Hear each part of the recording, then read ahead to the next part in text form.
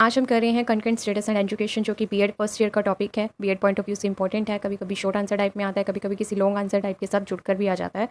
और CTET point of view से इतना नहीं है, लेकिन हाँ किसी भी और कॉम्पिटिटिव एग्जाम चाहे टीचिंग नॉन टीचिंग में पूछा जा सकता है, क्योंकि ये जो हमारी कंटेम्प्रेरी बुक है उसका एक बेसिक फाउंडेशनल टॉपिक है, तो इसके बारे में हमें डिटेल में पता होना चाहिए। तो ये जो इसके अंदर कहानी है वो 1976 से पहले और 1976 के बाद की है, कि जो हमारे एजुकेशन के ऊपर लॉज बनते हैं, कानून बनते हैं, वो पहले कौन करता था और फिर उसके बाद क्या हुआ।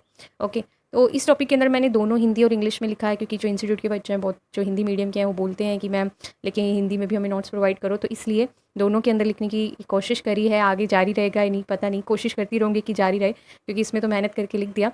तो देखते हैं इसको। तो सबसे पहले इसके अंदर क्या है कि 1976 के अंदर पहले हम इसकी कहानी को समझ लेते हैं कि पहले क्या होता था कि एजुकेशन के जो फैसले थे वो क्या होता था कि सेंट्रल अपने भी लेती थी, स्टेट भी अपने ले लेती थी, तो दोनों में क्या होता था, एक झगड़ा हो जाता था कि किसकी माने और किसकी नहीं माने। तो फंड्स की भी बहुत दिक्कत रहती थी, क्योंकि जो हमारी स्टेट है उसको सेंटर से ही सारा फंड लेना होता था।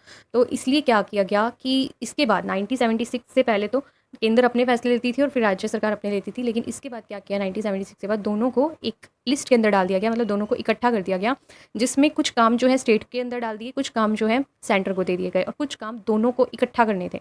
ओके, दोनों मतलब अधिकार से उस काम को कर सकते हैं। तो जब हम तीनों के बारे में इसके अंदर समझते हैं, जो कंटेंट स्टेटस है उसमें हम तीन चीज़ों के बारे में समझते हैं। एक कि सेंट्रल के क्या काम है एजुकेशन के लिए, स्टेट के क्या काम है, और दोनों के मिल के क्या काम है। जब हम दोनों को मिला के बात करते हैं तो उसको हम कंकरेंट लिस्ट कह देते हैं। ठीक है, तो लेकिन हम बात तीनों की करेंगे, मतलब तीनों के अलग अलग कामों को देखेंगे, अलग अलग भी और दोनों के इकट्ठों के भी।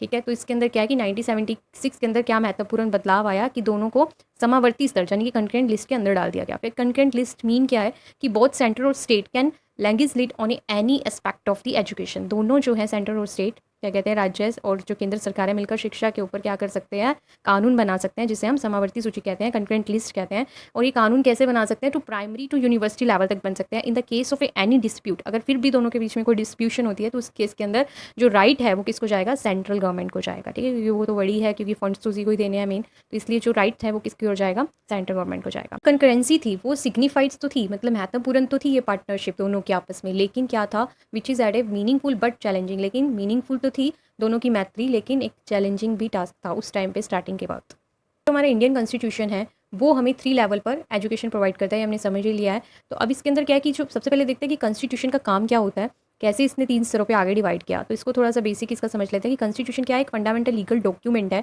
जिसके अकॉर्डिंग जो गवर्नमेंट है अपने फंक्शन को परफॉर्म करती है। जब जो भी कानून उसको बनाने हैं, जो भी मेन ऑर्गन उसको सेट करने हैं किसी भी अधिकार के लिए, किसी भी क्षेत्र के लिए, तो वो उस लीगल डॉक्यूमेंट में लिखे हुए जो भी मौलिक जो भी लिखे होते हैं अधिकार होते हैं उसके अकॉर्डिंग ही उस कानून को बना सकती है। ठीक है, तो government can function according to that particular fundamental legal document. Okay, तो ये जो है डी लिमिट, जो कि उसकी लिमिट को, सीमाओं को भी निर्धारित करता है कि कहाँ तक उसका राइट है गवर्नमेंट का। ओके, नेक्स्ट देखते हैं। तो सबसे पहले इसके अंदर जैसे हम आर्टिकल्स लिखते हैं, तो आर्टिकल हमें पता है कि 45 है, 67 है, हमने उसको नंबरिंग दे रखी है हमारी इंडियन कॉन्स्टिट्यूशन ने। ऐसे ही जो सेंट्रल लिस्ट है उसमें जो एजुकेशन के टास्क है कि क्या क्या वो परफॉर्म करने वाली है, उसको एंट्री के रूप में लिखा हुआ है कि एंट्री 65 क्या है, 66 क्या है, 67 क्या है। ओके, तो ऐसे जो इसकी लिस्ट है वो 3 आती हैं, तीनों लिस्ट को हम देखते हैं, एंट्री 65 को, 66 को एंड 67 को। तो सबसे पहले एंट्री हमारे पास 65 की एंट्री के अंदर क्या है कि जितनी भी रिसर्च सेंटर्स हैं वो सेंट्रल गवर्नमेंट बनाएगी। उसका जो डिसीजन है, अनुष्ठान जिसको हम कहते हैं किसी भी स्पेशल शिक्षा के लिए, वो सेंट्रल गवर्नमेंट का राइट है कि उसको कहाँ बनाना है, उसमें स्टेट का कोई हाथ नहीं होगा। इसके अलावा कोई भी हमें साइंटिफिक या फिर कोई टेक्निकल चीज़ चाहिए, कोई भी पर्टिकुलर क्राइम को डिटेक्ट करने के लिए किसी भी कॉलेजेस या स्कूल के अंदर,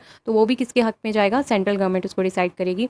फिर है हमारे पास ट्रेनिंग प्रोवाइड करना पुलिस ऑफिसर्स को या प्रोफेशनल वोकेशनल्स को, या फिर टेक्निकल ट्रेनिंग, अगर जो ये सारे तीनों मुद्दे हैं वो भी सेंट्रल लिस्ट के अंदर आते हैं, मतलब सेंट्रल गवर्नमेंट ही इसके ऊपर ध्यान देगी या इसके ऊपर काम करेगी। ठीक है, नेक्स्ट एंट्री देखते हैं सेंट्रल लिस्ट की।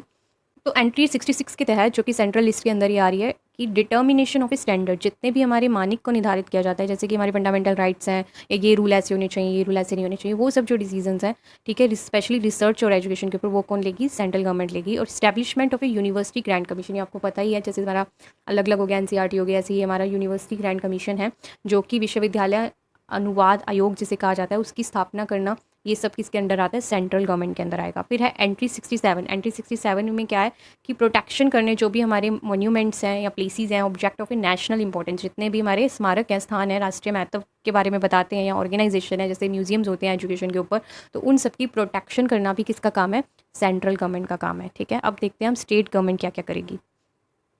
के अंदर क्या है कि स्टेट क्या क्या काम करने वाली है हमारे स्कूल्स के अंदर या हमारी एजुकेशन से रिलेटेड। सबसे पहले राइट टू वर्क, कि जो भी कोई भी काम कर रहा है हमारे स्कूल कॉलेजेस के अंदर या एजुकेशन के किसी भी फील्ड के अंदर, उसको वो काम करने का अधिकार होगा। और फ्री और कंपलसरी एजुकेशन प्रोवाइड करना, उसके ऊपर जो है कौन देखेगी, स्टेट गवर्नमेंट देखेगी, सेंट्रल आकर नहीं देखेगी, ठीक है। और फिर right to equal wages and work, ये भी हमारी जो है स्टेट गवर्नमेंट देखेगी। और राइट टू फ्रीडम, सबको जो अधिकार है स्वतंत्रता का। तो ये सारे जो इसके ऊपर अगर कोई कानून बनाना है या कोई डॉक्यूमेंट बनाना है तो वो किसका काम रहेगा, स्टेट का लिस्ट का काम रहेगा। तो इससे क्या हमें मिलता है, इससे हमें क्या मिलेगा, इन निर्देशों से कहीं ना कहीं हमारे जीवन के अंदर आर्थिक या सामाजिक विकास होगा। Okay, next. अब है हमारे पास कंकरेंट लिस्ट, जिसके अकॉर्डिंग राज्य सरकार और केंद्र सरकार मिलकर काम करेंगी। तो इसके अंदर 9 बातें देखेंगे जो कि दोनों का अधिकार है, दोनों मिलकर ही उस काम को करेंगे।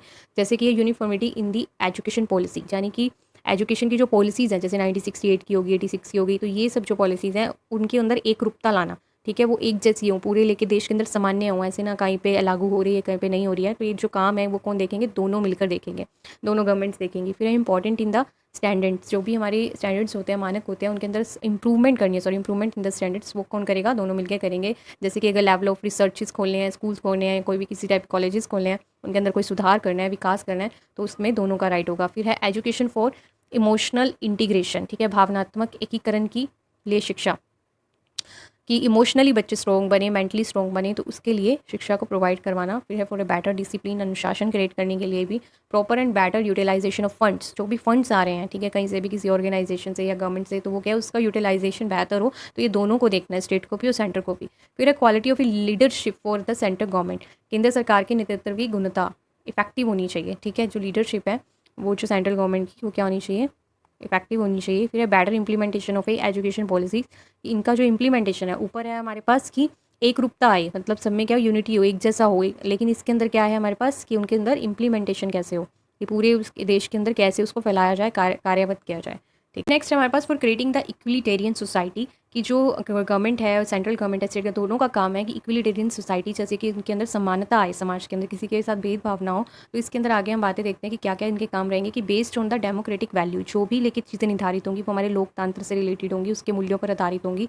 फिर है state have a better appreciation of A local needs, जो लेके राज्य है उसकी स्थानीय ज़रूरतों के बारे में किसको ज़्यादा पता होगा, स्टेट को या सेंट्रल को, डेफिनेटली स्टेट को पता होगा। तो इसलिए उसको इनकी ज़रूरतों के बारे में पता होना चाहिए, हमेशा रखना चाहिए, खबर रखनी चाहिए कि जो भी राज्य है उसके अंदर क्या क्या चीज़ों की ज़रूरत है। फिर है sense of security of A minorities, जो स्पेशली माइनॉरिटीज़ हैं, उनको, अल्पसंख्यक है, उनको सुरक्षा की भावना प्रदान करना, कि उनकी, हम उनके साथ हैं, वो सेफ़ है।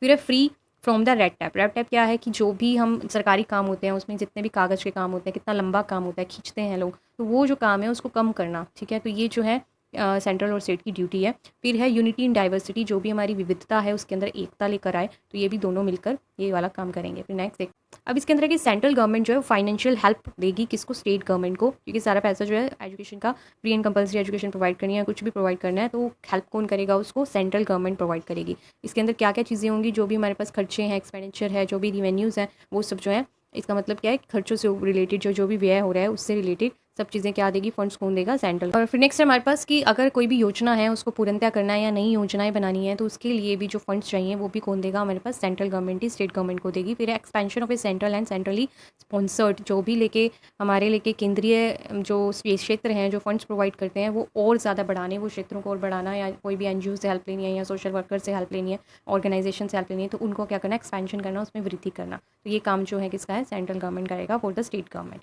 ठीक है। तो ये सब काम हमने देखे कंटेंट लिस्ट के अंदर। सो इसी के साथ हमारा टॉपिक खत्म होता है। Thank you so much for watching, keep like share and subscribe, thank you.